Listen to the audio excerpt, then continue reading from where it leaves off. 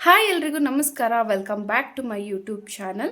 ಇವತ್ತು ನಾನು ಒಂದು ಇನ್ಫಾರ್ಮೇಟಿವ್ ವಿಡಿಯೋನ ಮಾಡ್ತಾ ಇದ್ದೀನಿ. ನಾವು ಮೊನ್ನೆ ಬೋರ್ ಕೊರೆಸಿದ್ವಲ್ಲ, ಅದಕ್ಕೆ ಎಷ್ಟು ಖರ್ಚಾಗಿತ್ತು, ಯಾವ್ಯಾವ ರೀತಿನಲ್ಲಿ ಖರ್ಚಾಗಿದೆ ಅಂತ. ಈಗ ನೀವು ಒಂದು ಬೋರ್ವೆಲ್ ಅಥವಾ ಕೊಳವೆ ಬಾವಿಯನ್ನು ಕೊರೆಸ್ಬೇಕು ಅಂತ ಅಂದ್ಕೊಂಡಿದ್ರೆ ಮೊದಲೇನೆ ನೀವು ಒಂದು ಪ್ಲಾನನ್ನು ಮಾಡ್ಕೊಳ್ಬೋದು. ಎಷ್ಟು ಅಡಿ ಬೋರ್ವೆಲ್ಲನ್ನು ಹಾಕ್ಸಿದ್ರೆ ನಿಮಗೆ ಎಷ್ಟು ಖರ್ಚಾಗ್ಬೋದು ಅನ್ನೋದ್ರ ಬಗ್ಗೆ ಮೊದಲೇನೆ ಪ್ರಿಪೇರ್ ಆಗಿದ್ರೆ ನಿಮಗೂ ಕೂಡ ಒಂದು ಯೂಸ್ಫುಲ್ ಆಗುತ್ತೆ. ಅದಕ್ಕೆ ಅದರದೇ ಆದ ಸ್ಲ್ಯಾಬ್ ಇರುತ್ತೆ, ಅದು ಎಲ್ರಿಗೂ ಗೊತ್ತಿರೋದಿಲ್ಲ. ಅದನ್ನು ತಿಳ್ಕೊಂಡಿದ್ರೆ ಉಪಯೋಗ ಆಗಬಹುದು ಅಂತ ಹೇಳಿ ಇವತ್ತಿನ ವಿಡಿಯೋದಲ್ಲಿ ನಾವು ಒಂದು ಬೋರ್ವೆಲ್ಲನ್ನು ಕೊರೆಸೋದಕ್ಕೆ ಸುಮಾರು ಎಷ್ಟು ಖರ್ಚಾಗಬಹುದು ಅನ್ನೋದ್ರ ಬಗ್ಗೆ ಡೀಟೇಲ್ ಆಗಿ ತಿಳಿಸ್ಕೊಡ್ತಾ ಹೋಗ್ತೀವಿ. ಈ ವಿಡಿಯೋ ನಿಮಗೆ ಯೂಸ್ಫುಲ್ ಆಗಬಹುದು ಅನ್ನೋದಕ್ಕೋಸ್ಕರ ಇವತ್ತಿನ ವಿಡಿಯೋನ ಮಾಡ್ತಾ ಇದ್ದೀವಿ. ಈಗ ಕೊಳವೆ ಬಾವಿನ ಕೊರೆಸಿದ ನಂತರ ಬಿಲ್ ಮಾಡೋ ವಿಧಾನದ ಬಗ್ಗೆ ಡೀಟೇಲ್ ಆಗಿ ತಿಳ್ಕೊಳ್ತಾ ಹೋಗೋಣ.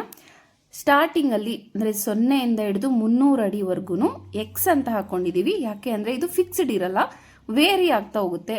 ಅವತ್ತಿನ ರೇಟು, ಡೀಸೆಲ್ದು ಎಲ್ಲ ಸೇರಿಸಿ ಅಥವಾ ಬೋರ್ವೆಲ್ನವರು ಎಷ್ಟಕ್ಕೆ ಕೊರೀತಾ ಇರ್ತಾರೋ ಅದ್ರ ಮೇಲೆ ಇದು ಡಿಪೆಂಡ್ ಆಗುತ್ತೆ. ಹಾಗಾಗಿ ಇದನ್ನ ಎಕ್ಸ್ ಅಂತ ಹಾಕೊಂಡಿದೀವಿ. ಇದೊಂದರ ಬೆಲೆ ನಿಮಗೆ ಗೊತ್ತಾಗ್ತಾ ಹೋದ್ರೆ ಮುಂದಿನದನ್ನ ನೀವೇನೇ ಕ್ಯಾಲ್ಕುಲೇಷನ್ ಈಸಿಯಾಗಿ ಮಾಡ್ಕೊಳ್ಬಹುದು. ನಮಗೆ ಫಾರ್ ಎಕ್ಸಾಂಪಲ್ 95 ರೂಪಾಯಿಗೆ ಮಾಡಿದ್ರು ಅನ್ಕೊಳ್ಳಿ ಪ್ರತಿ ಅಡಿಗೆ. 0ಯಿಂದ 300 ಅಡಿವರೆಗೂ 95 ರೂಪಾಯಿ ಆದ್ರೆ 300ರಿಂದ 400 ಅಡಿ ಅಂದ್ರೆ ಮುಂದಿನ 100 ಅಡಿಗೆ 5 ರೂಪಾಯಿ ಜಾಸ್ತಿ ಆಗ್ತಾ ಹೋಗುತ್ತೆ. ಈಗ 95 ರೂಪಾಯಿ ಇದ್ದಿದ್ದು 95 ಪ್ಲಸ್ 5 ಅಂದ್ರೆ ಪ್ರತಿ ಅಡಿಗೆ 100 ರೂಪಾಯಿ ಅಂತ ಲೆಕ್ಕ. ಅದಾದ್ಮೇಲೆ 400ರಿಂದ 500 ಅಡಿಗೆ ನೆಕ್ಸ್ಟ್ 100 ಅಡಿ ಏನು ಕೊರೀತಾರೆ ಅದಕ್ಕೆ 10 ರೂಪಾಯಿ ಎಕ್ಸ್ಟ್ರಾ ಆಗ್ತಾ ಹೋಗುತ್ತೆ. ಇಲ್ಲಿ 100 ರೂಪಾಯಿ ಆಗುತ್ತಲ್ಲ, 100 ಪ್ಲಸ್ 10 110 ರೂಪಾಯಿ ಪ್ರತಿ ಅಡಿಗೆ ಜಾಸ್ತಿ ಮಾಡ್ಕೊಳ್ತಾ ಹೋಗ್ತಾರೆ. ಇನ್ನು 500ರಿಂದ 600 ಅಡಿ ಅಂದ್ರೆ 20 ರೂಪಾಯಿ ಜಾಸ್ತಿ ಆಗುತ್ತೆ. 600ರಿಂದ 700 ಅಡಿ ಅಂದರೆ 30 ರೂಪಾಯಿ ಜಾಸ್ತಿ ಆಗುತ್ತೆ. 700ರಿಂದ 800 ಅಂದರೆ 40 ರೂಪಾಯಿ. 800ರಿಂದ 900 ಅಂದರೆ 50 ರೂಪಾಯಿ. 900ರಿಂದ 1000 ಅಂದರೆ 60 ರೂಪಾಯಿ. ಇಲ್ಲಿಗೆ ಒಂದು ರೇಟ್ ಆದರೆ 1000ದ ಮೇಲೆ ಕೊರಿದ್ರೆ ಡೈರೆಕ್ಟಾಗಿ 100 ರೂಪಾಯಿ ಜಾಸ್ತಿ ಮಾಡ್ಕೊಳ್ತಾರೆ. ಇದೆಲ್ಲದನ್ನು ಆ್ಯಡ್ ಮಾಡ್ಕೊಳ್ತಾ ಹೋಗಬೇಕು. 50 ರೂಪಾಯಿ ಆದಮೇಲೆ 60 ರೂಪಾಯಿ ಅಂದರೆ ಜಸ್ಟ್ 10 ರೂಪಾಯಿ ಜಾಸ್ತಿ ಆಗುತ್ತೆ ಅಂತ ಅಲ್ಲ. ಇಲ್ಲಿವರೆಗೂ ಟೋಟಲ್ ಏನಾಗಿರುತ್ತೆ ಅದಕ್ಕೆ ನಾವು 60 ರೂಪಾಯಿನ ಆ್ಯಡ್ ಮಾಡ್ಕೊಳ್ತಾ ಹೋಗ್ತೀವಿ. ಇಲ್ಲಿವರೆಗೂ ಟೋಟಲ್ ಎಷ್ಟು ದುಡ್ಡಾಗಿರುತ್ತೋ ಅದಕ್ಕೆ ನಾವು 100 ರೂಪಾಯಿನ ಆ್ಯಡ್ ಮಾಡಿಕೊಂಡು ಪ್ರತಿ ಅಡಿಗೆ ಇಷ್ಟನ್ನ ಅವರು ಚಾರ್ಜ್ ಮಾಡ್ತಾ ಹೋಗ್ತಾರೆ. ಮೊದಲ 300 ಅಡಿಗೆ 95 ರೂಪಾಯಿ ಅಂತ ಇಟ್ಕೊಳ್ಳೋಣ. ಈ ಎಕ್ಸನ್ನ 95 ರೂಪಾಯಿ ಅಂತ ತಗೊಳ್ಳೋಣ.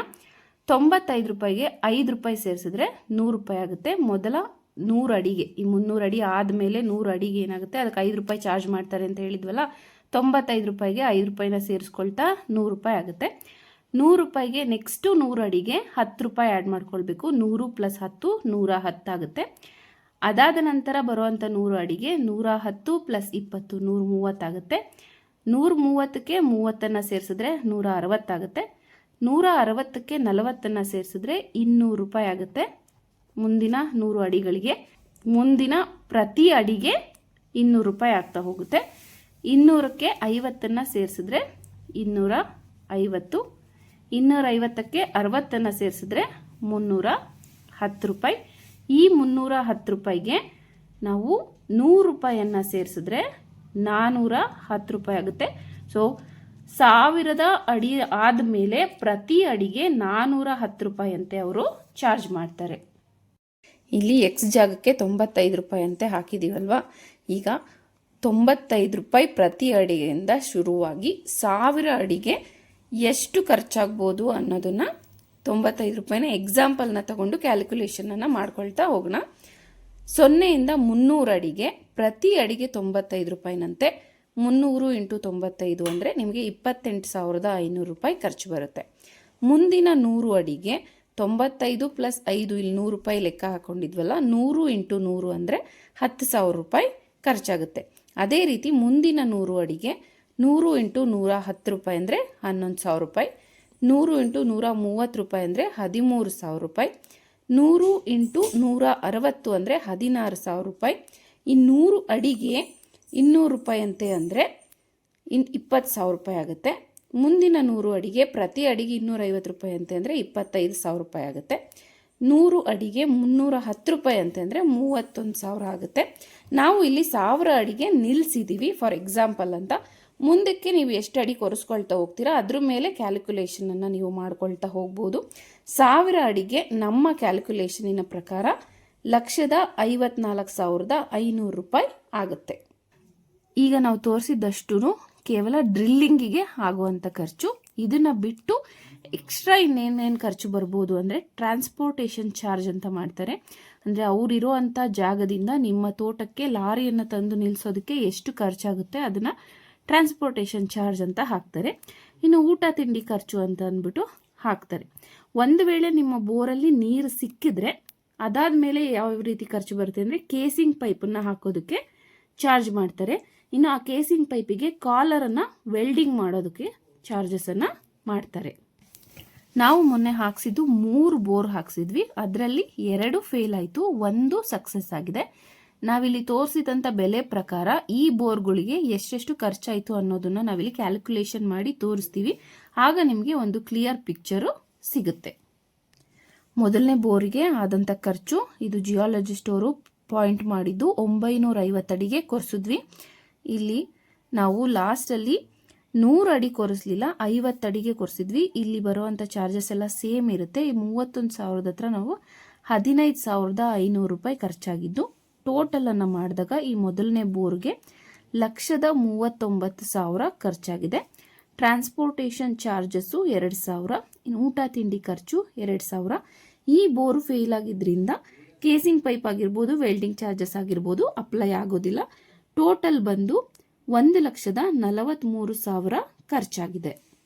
ಎರಡನೇ ಬೋರ್ವೆಲ್ ಕೂಡ ಜಿಯಾಲಜಿಸ್ಟ್ ಅವರೇ ಪಾಯಿಂಟ್ ಮಾಡಿದ್ದು. ಅದನ್ನು ನಾವು 400 ಅಡಿಗೆ ಕೊರೆಸಿದ್ದು. ಯಾಕೆ ಅಂದರೆ ಫಸ್ಟ್ನೇ ಬೋರಲ್ಲಿ ಯಾವ ರೀತಿ ಫಾರ್ಮೇಷನ್ ಕಾಣಿಸ್ಕೊಂಡಿತ್ತೋ ಸೆಕೆಂಡ್ನೇ ಬೋರಲ್ಲಿ ಕೂಡ ಅದೇ ರೀತಿಯಾದ ಸೇಮ್ ಫಾರ್ಮೇಷನ್ ಕಾಣಿಸ್ಕೊಳ್ತು.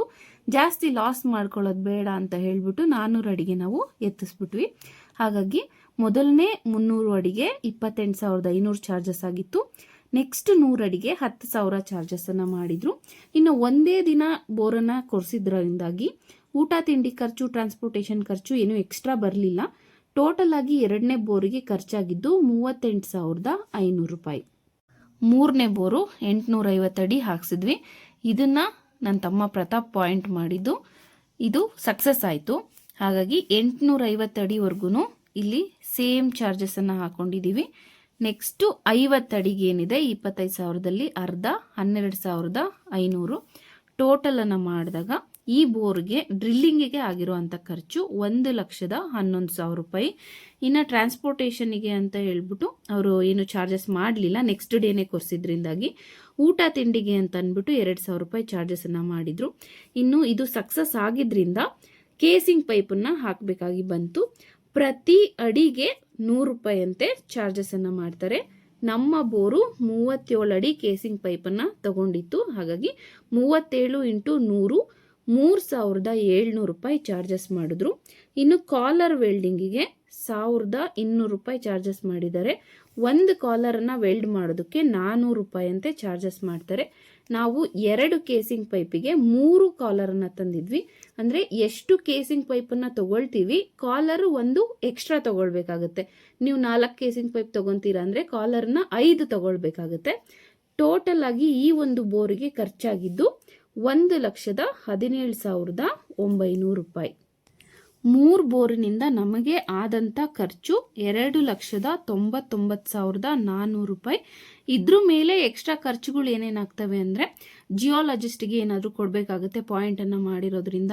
ಇನ್ನು JCPದು ಏನಾದರೂ ಖರ್ಚಿದ್ರೆ, ಪಾಯಿಂಟ್ಗೆ ಲಾರಿ ನಿಂತ್ಕೊಳ್ಳಲಿಲ್ಲ ಅಂದರೆ ಅಲ್ಲಿ ಜಾಗವನ್ನೆಲ್ಲ ಕ್ಲೀನ್ ಮಾಡಿ ಕೊಡಬೇಕಾಗುತ್ತೆ. ಎಕ್ಸ್ಟ್ರಾ ಚಾರ್ಜಸ್ ಅಂದ್ಬಿಟ್ಟು JCP ಕೆಲಸ ಇದ್ದರೆ ಅದಕ್ಕೆ ಎಕ್ಸ್ಟ್ರಾ ಚಾರ್ಜಸ್ ಆಗುತ್ತೆ.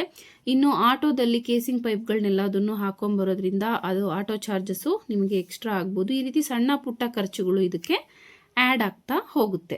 ಇನ್ನು ಕೇಸಿಂಗ್ ಪೈಪನ್ನೆಲ್ಲ ನೀವು ಅಂಗಡಿನಲ್ಲಿ ಪರ್ಚೇಸ್ ಮಾಡೋದ್ರಿಂದ ಕೇಸಿಂಗ್ ಪೈಪನ್ನ ಪರ್ಚೇಸ್ ಮಾಡೋದಕ್ಕಾಗುವಂಥ ಚಾರ್ಜಸ್ಸು, ಜೊತೆಗೆ ಕಾಲರ್ನ ಕೂಡ ಪರ್ಚೇಸ್ ಮಾಡಿರ್ತೀರಲ್ಲ, ಇವೆಲ್ಲವೂ ಡ್ರಿಲ್ಲಿಂಗನ್ನು ಬಿಟ್ಟು ಎಕ್ಸ್ಟ್ರಾ ನಿಮಗೆ ಆಗುವಂಥ ಖರ್ಚುಗಳು. ಇದಿಷ್ಟು ನಾವು ನಮ್ಮ 3 ಬೋರ್ಗೆ ಖರ್ಚು ಮಾಡಿದಂಥ ರೀತಿ, ಯಾವ ರೀತಿ ಬಿಲ್ ಮಾಡ್ತಾರೆ ಅನ್ನುವಂಥ ವಿಧಾನ. ಈ ವಿಡಿಯೋ ನಿಮಗೆ ಉಪಯುಕ್ತ ಅನಿಸಿದ್ರೆ ನೆರೆಹೊರೆಯ ರೈತರಿಗೆ ಇದನ್ನು ಶೇರ್ ಮಾಡಿ. ಇಷ್ಟ ಆಗಿದ್ರೆ ಹಾಗೆ ಒಂದು ಲೈಕ್ ಮಾಡಿ. ಮತ್ತೆ ಸಿಗ್ತೀನಿ ಮುಂದಿನ ವ್ಲಾಗಲ್ಲಿ. ಅಲ್ಲಿವರೆಗೂ take care and thank you so much.